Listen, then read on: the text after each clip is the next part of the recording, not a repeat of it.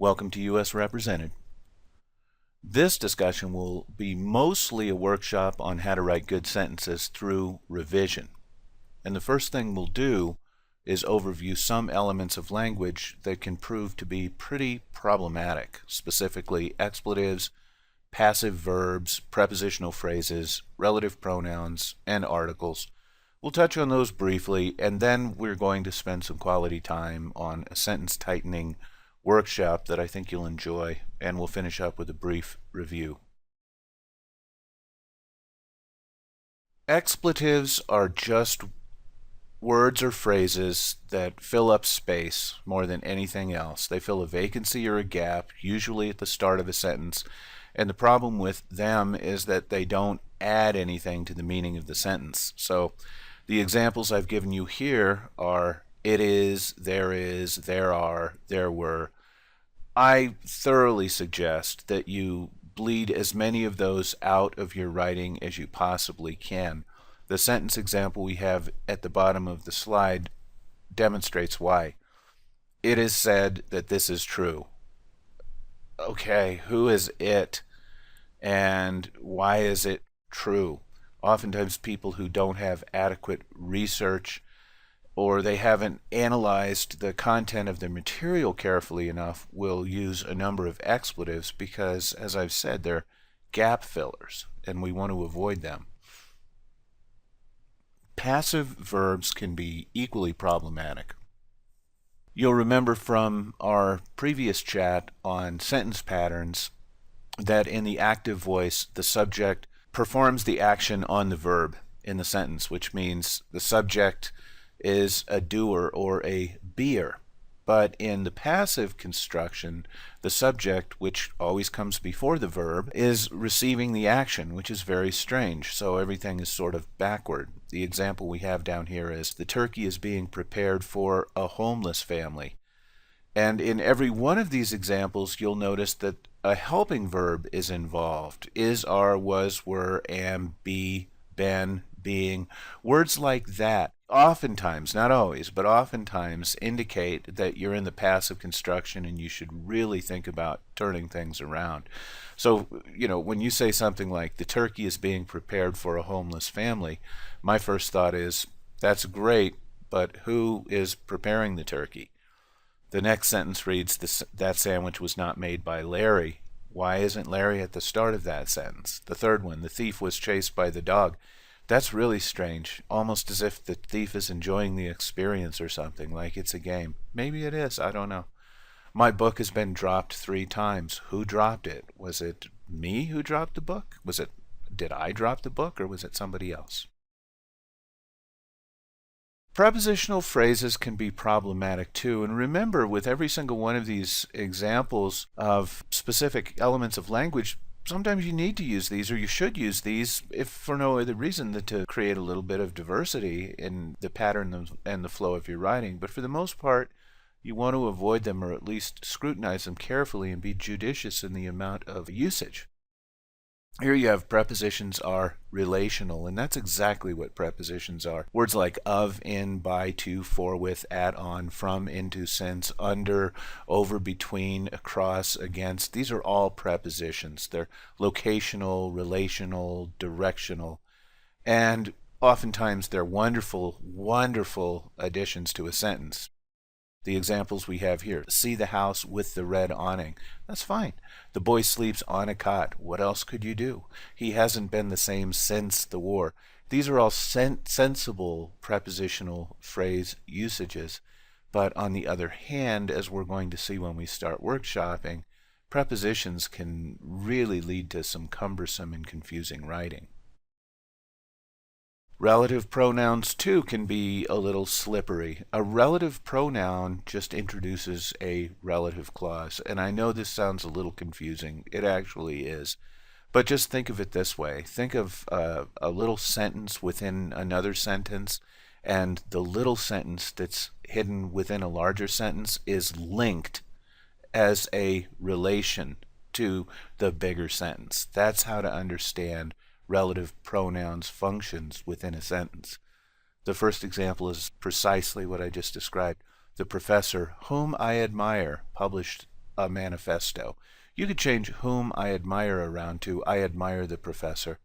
And whom is that linking word. So relative pronouns are delightful because they can enrich a sentence considerably through more detail and a varied rhythm and thoughtful layering of conceptual patterns, as we just saw, but by the same token they can be highly problematic too. Definitions that fools invent should be avoided. That's fine. My uncle bought a new house, comma, which pleased us. Generally, these are decent examples, but again, we're going to see how they can be problematic. Finally, we have articles, which are so easy to remember. We just have 3 articles in the English language, a, an, and the. A and an are indefinite articles, which means they're a little more vague in terms of number. Definite article is specific, the. But keep in mind that as simple as these are, often we don't need them in sentence constructions, and we're going to discover that as well. Now, with all of that said, it's time to workshop a little. What I've done is assembled a list of early draft sentences from people who probably should have spent a little bit more time cleaning their sentences up. And as we move forward, I would simply ask you, in each case, to think about what is performing the action on the verb and why it should be at the start of the sentence. In this particular example, we have a new tax relief law is necessary for small businesses. Every time you see a sentence, the first thing that should pop into your mind is what's the subject and who or what is performing an action, and is that thing or person performing the action at the start or the end of the sentence. In this particular case, businesses need a new tax relief law. So you would start with businesses. However, this is where revision actually becomes, in my opinion, fun and exciting. I like the revision process until the minutia drives me completely bonkers. But when you start seeing your text evolve or develop into something more fluid and graceful and attractive and precise, it's an exciting experience. And in this particular instance, all of a sudden you realize that businesses should start the sentence, but also you have the word small, which needs to be taken into consideration because it's a modifier. It's a word that modifies businesses. It's an adjective. So you'd go small businesses. Interestingly enough, once you manage to find the noun, pronoun, or a combination thereof that becomes the subject performing an action small businesses need, then everything else usually falls into place pretty quickly.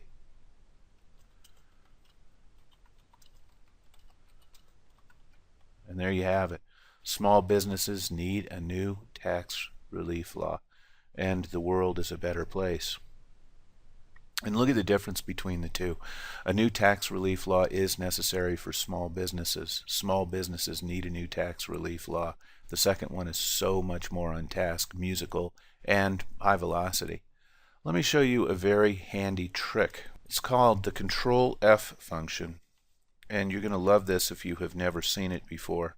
The Control F function is also the find and replace box, and what you do is you press Control and F simultaneously, and you'll get this navigation bar on your left margin. Next to the magnifying glass, you have a drop-down arrow. If you click that drop-down arrow and then click on Advanced Find, you'll get the Find and Replace box. When you type something into the Find and Replace box, the Find and Replace system will uncover those words for you in your text, and you can do with them what you want. So frequently people use the Find and Replace box to find repetitive words and phrases so they can use synonyms and these sorts of things. But I think the greatest use for Find and Replace is to find conjugations of the verb be. Remember, be verbs, the helping verbs, is, are, was, were, am, be, being, been. They're flat, they're repetitive, they can lead to expletive phrasings, they can also lead to passive construction. They can also lead to a number of really horrible grammar errors. So you want to find them using the find and replace box, but what's even nicer about this is you can find the conjugations or the different forms of the verb be. So you can click on more down here, and at the bottom you see find all word forms. Click on that and click on find in on main document, and you only see one example here, but I have several other examples attached to this document below that we're going to work on shortly. And the find and replace box will even give you the number of be verbs that you have, and that means you have 18 in here. What you can do at this point to make sure that they stay is to highlight them, which means you can go up to this little AB with the yellow underscore, for example. I guess that's a crayon, and click on the drop down, and let's give it the aqua blue color, and then close it up, and they're all highlighted for you all the way through the text.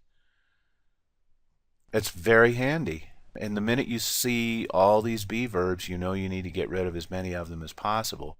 We can get rid of all kinds of words. Let's get rid of, or let's highlight prepositions. Remember, we were talking about prepositional phrases? There's 4 right there. And in this case, let's go with find whole words only, find in, main document. There are just 4 of those. Let's give them yellow. And then let's do on. The word on comes up frequently in prepositional phrases. And we only have 2 of those, so we'll give them a different color. Let's do to. That one comes up often. There are 8 of those, absolutely. And we'll give them, let's go with gray. And then you close it out, and you have prepositions, be verb phrasings highlighted. You do all sorts of things. And I think we should go up and take a look at this one. This is a classic example of an expletive phrasing. There are 3 reasons why Gansett should acquire Oddoffs. Well, let's start with the subject. Gansett should acquire Oddoffs. That's fine. For 3 reasons. I think at this point, hopefully everybody is really understanding how important it is just to find the noun or the pronoun or the combination that's performing an action and getting it as the subject at the start of the sentence. This is a great one. This is one of the trickiest ones of the examples I'm giving you. Management is concerned about problems that may arise in the future. I would simply ask you, can you break this down to a clear, precise, 4-word sentence that doesn't lose the meaning? And of course, what should start that sentence? Interestingly enough, the problems are concerning somebody, correct? So you could start with the modifier, future, problems, concern, management. This is a classic example of thinking very carefully about how we use syntax, the arrangement of words in a sentence. This also goes back to the key concept of really understanding what you're trying to say. The writing process is relational and it's reciprocal, because you get something down on the page and you walk away from it for a day, and you come back and you read it again thinking that you knew what you were trying to say, and your text starts talking back to you, and it says, what do I mean, and what were you trying to say about me? I need more clarity, and you need to develop me more effectively if I'm going to make sense for you. And what ends up happening is that you start thinking more carefully about what you're really trying to say. It's an amazing thing. Every now and then, sentences become disastrously scary, as we see in this particular example. We have been advised by the accounting department that they have no record of our having been reimbursed by Mighty Mo haulers for these freight bills. In this particular case, you really need to break this sentence down to make sense of it. And I would just start at the beginning. We have been advised by the accounting department. Well, that's a main clause right there. And a main clause is just a group of words that has a subject-verb relationship and stands on its own as a complete thought. And we know that accounting is what performs the action in that particular case, but this is where things get slippery with this particular sentence. We're not even sure if we actually need to include "we have been advised by the accounting department," because the rest says that they have no record. I would suggest that now we have the fundamental meaning of the sentence starting out. The accounting department has no record, and that's what we would do for just initially. We'd go, the accounting department has no record, and we're cleaning up this phrasing that they have no record, right? But all of a sudden, remember we were talking about how you want to keep an eye on articles too, a, an, and the. Remember that the accounting department can also just be called accounting. Oftentimes the titles to departments are just that simple. So all of a sudden we have accounting has no record. And this is where things get really complicated, of our having been reimbursed by Might Mo haulers for these freight bills.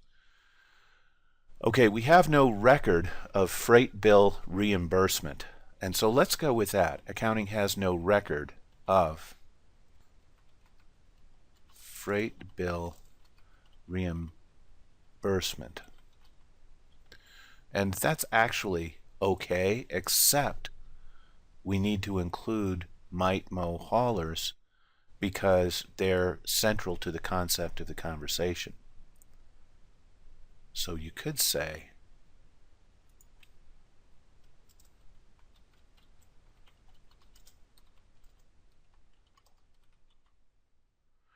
and at this point, I think even an elementary school student would be able to understand what you were trying to say.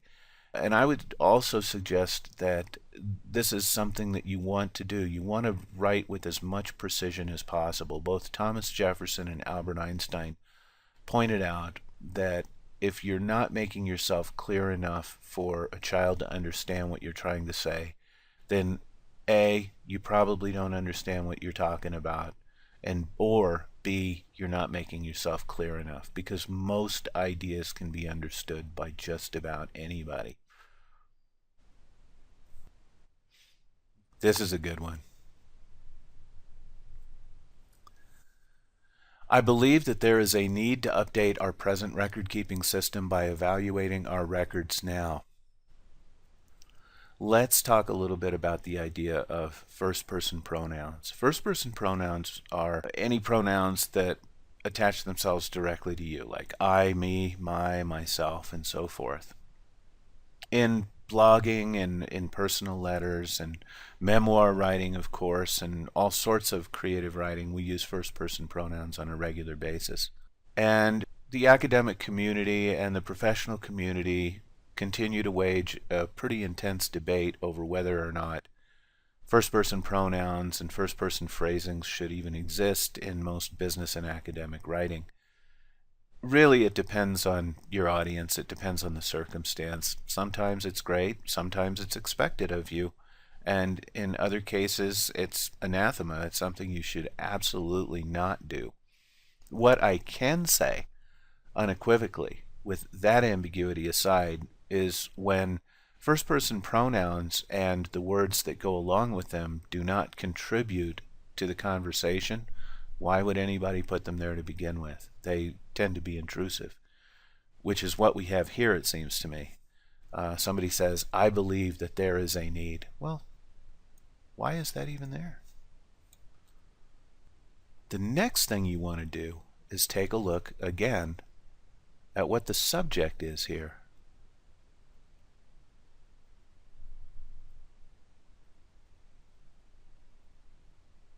There are a couple of ways you can approach it, but let's try this.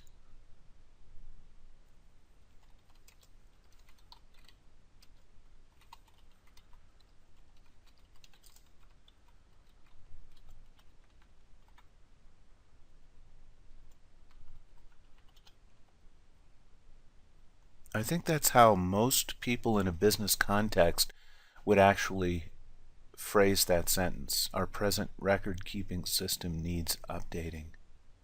Oh, and by the way, there's no point in saying by evaluating our records now, because that's self-evident in the text. You could also say,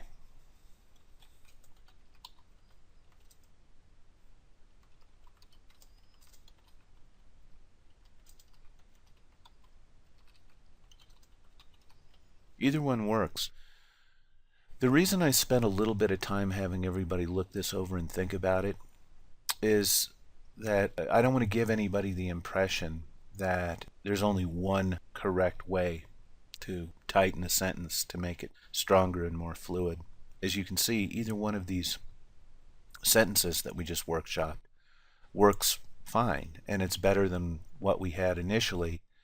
And after that, it just really becomes a matter of what you think you need to do in order to make that particular sentence within a broader paragraph the clearest and most musical sentence you can possibly make it. Once again, we have the be verb phrasing. Things are seen by the normal human eye in 3 dimensions, length, width, and depth. Sometimes it's very easy to restructure sentences like this. I bet you are thinking that the subject should be I, and normal and human are modifiers, and you'd be correct.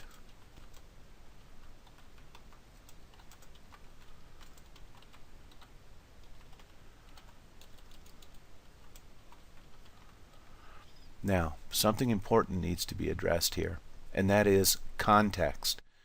It's probably occurred to you at this point in the workshop that you're saying to yourself, now wait a minute, how do we know exactly what we need to include in this sentence when we don't know exactly what's going on with the rest of the paragraph? That is a legitimate concern, and that's something we as writers always have to consider when we're developing text. For example, here we say the normal human eye sees in 3 dimensions. Do we really need normal there? We might, if this discussion has something to do with various optics involving people whose eyes aren't normal. They might have some kind of sight impairment. Then you would probably want to include normal. In other cases, if it's a more diagnostic analysis at a broader level, you could probably leave normal out of that sentence and just say human eye. And we go now to the concept of holistic thinking. I think it's rather interesting that holistic has to a great extent become a phrase used frequently and maybe even appropriated to a great extent by the New Age generation, which is fine. But remember, holistic thinking goes back at least to Plato. And the idea of holistic means that you're looking at an entire network, not just the smallest elements within the network, in order to better understand that network. And that's what we're doing here when we realize that the sentence here is not enough necessarily to be able to contextualize a bigger idea. We have to be more holistic. And in a future chat, we're going to discuss how to construct a bigger discussion with the introduction, the body, the conclusion, thesis, topic sentences, transitional sentences, phrases, and words. And all of a sudden you realize that what we're doing now will play an essential role in developing a really beautiful and broader holistic vision of what we're trying to say. Every now and then, revision is so easy. Why would we say was analyzing, right? Past progressive, going on and on and on. It's already over. In one sense, maybe you would need to say was analyzing, depending on context, but more often than not, you could just say it like that. The committee analyzed the 10-year forecast. This might be the nicest sentence to workshop because so much needs to be done here and so much is going on. The first thing we notice immediately is the expletive there are. Remember those expletive phrasings that we want to remove? And let's just work with this sentence alone instead of writing a new one. Every now and then, expletives can simply be removed altogether, and that's what we have here. Many farmers. Now all of a sudden we have the prepositional phrase that we discussed a little bit earlier. We've just gotten rid of an expletive, and now here we have a prepositional phrase, in the area. That's a modifier for farmers because the farmers are the people who live in the area. So what we can do is just get rid of the prepositional phrase, take the word area, and use it as an adjective to modify farmers. Many area farmers. And now we have another one of these be verb phrasings with, what do we have there? Right? A relative pronoun, correct? Who are planning. And so now all of this is coming together. So many area farmers who are planning. Well, to attend. We can get rid of this tense, or this progressive tense, and we can just say in simple future tense, there we go. And the sentence is starting to become really beautiful now. Many area farmers plan to attend the meeting which is scheduled for next Friday. Well, there's a be verb, is, there's another preposition for. It's self-evident that the meeting is going to take place at a certain day, so you don't necessarily need to include scheduled. You could say many area farmers plan to attend the meeting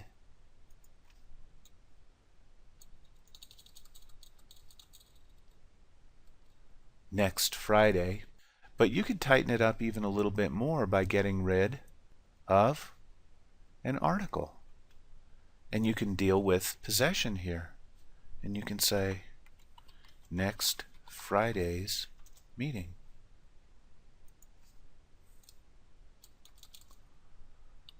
And look at the difference. Many area farmers plan to attend. Oh, I capitalized next. I guess next is an epic word. Many area farmers plan to attend next Friday's meeting. You've gone from something really complicated, especially over such a simple idea, to a simple sentence that reflects exactly what you're trying to say. Many area farmers plan to attend next Friday's meeting. The audience always appreciates this type of effort. I would like you for a moment to figure out what you would begin with for the subject for this particular sentence. I'll read it aloud and then I'll let you think about it for just a moment, and then we're going to fix this one too. Although Bradley Hall is regularly populated by students, close study of the building as a structure is seldom undertaken by them.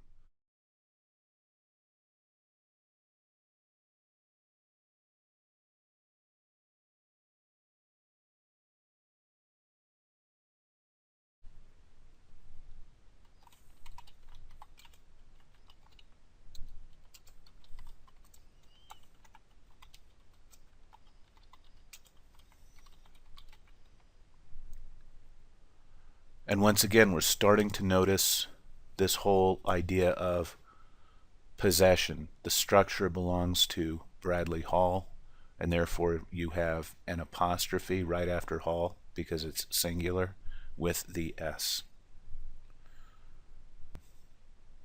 I'm going to ask you a simple question. How few words can you wind up with by tightening this particular sentence? It is very unusual to find someone who has never told a deliberate lie on purpose. I'll give you a moment. Think about it. I'll give you 30 seconds.